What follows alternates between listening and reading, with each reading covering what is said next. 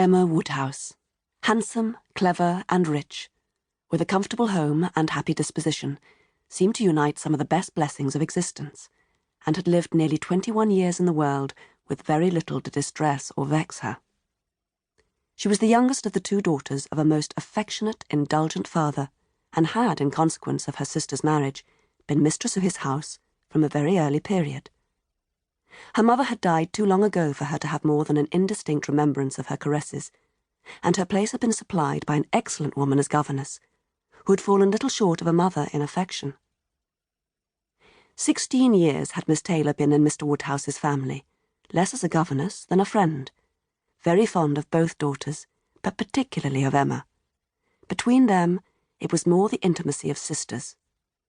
Even before Miss Taylor had ceased to hold the nominal office of governess, the mildness of her temper had hardly allowed her to impose any restraint, and the shadow of authority being now long passed away, they had been living together as friend and friend very mutually attached, and Emma doing just what she liked, highly esteeming Miss Taylor's judgment, but directed chiefly by her own. The real evils indeed of Emma's situation were the power of having rather too much her own way, and a disposition to think a little too well of herself. These were the disadvantages which threatened alloy to her many enjoyments. The danger, however, was at present so unperceived that they did not by any means rank as misfortunes with her. Sorrow came, a gentle sorrow, but not at all in the shape of any disagreeable consciousness. Miss Taylor married.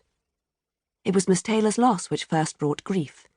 It was on the wedding day of this beloved friend that Emma first sat in mournful thought of any continuance. The wedding over, and the bride people gone, her father and herself were left to dine together, with no prospect of a third to cheer a long evening. Her father composed himself to sleep after dinner as usual, and she had only to sit and think of what she had lost. The event had every promise of happiness for her friend. Mr. Weston was a man of excellent character, easy fortune, suitable age, and pleasant manners, and there was some satisfaction in considering with what self-denying, generous friendship she had always wished and promoted the match. But it was a black morning's work for her. The want of Miss Taylor would be felt every hour of every day.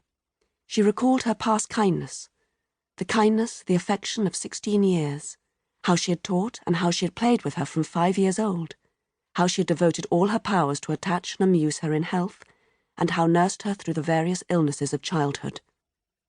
A large debt of gratitude was owing here, but the intercourse of the last 7 years, the equal footing and perfect unreserve which had soon followed Isabella's marriage on their being left to each other, was yet a dearer, tenderer recollection.